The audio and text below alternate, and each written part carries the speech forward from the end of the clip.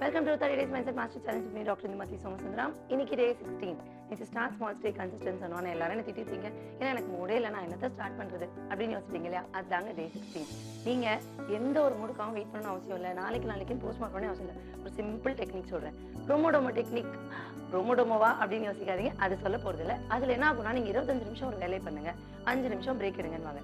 நான் reverse psychology. நான் ஒரு விஷயம் சொல்லட்டா, எவ்ரி 1 hour நீங்கள் 5 நிமிஷம் அந்த வேலையை ஃபோக்கஸ்டாக பாருங்கள், 55 minutes பிரேக் எடுங்க, just to start now. அப்படி பண்ணீங்கன்னா என்னாகும், you start, you get your momentum, then motivation will follow. அதுக்கப்புறம் கன்சிஸ்டன்சி வரும். எப்படின்னு தானே கேட்குறீங்க. ஒரு சின்ன எக்ஸாம்பிள். இப்போ எனக்கு எக்ஸசைஸ் பண்ணணும்னு ஆசை இருக்குது, 6 months நான் ஒர்க் அவுட் பண்ணேன்னு வச்சுக்கோங்களேன்.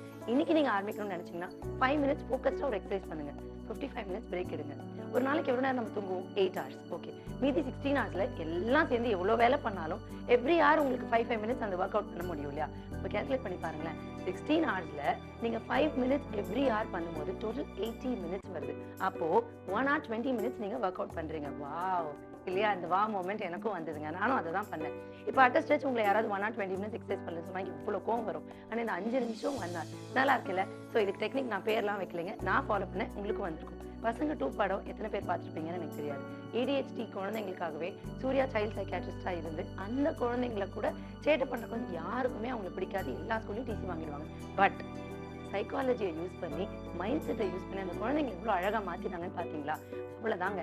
நமக்குள்ளே என்ன நமக்கு தேவை, அந்த ஒர்க்கை நம்ம எப்படி பண்ண முடியுங்கிறத யோசிங்க.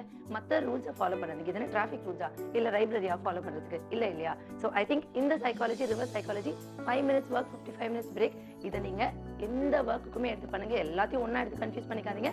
Take one task and do it right now. இதை அப்படியே ஃபாலோ பண்ணிவிட்டு அதை ரிஃப்ளெக்ட் பண்ணி பாருங்கள். 80 minutes of work வந்துரும், and tomorrow you will know what change you have. Stay tuned and see you tomorrow on day 17.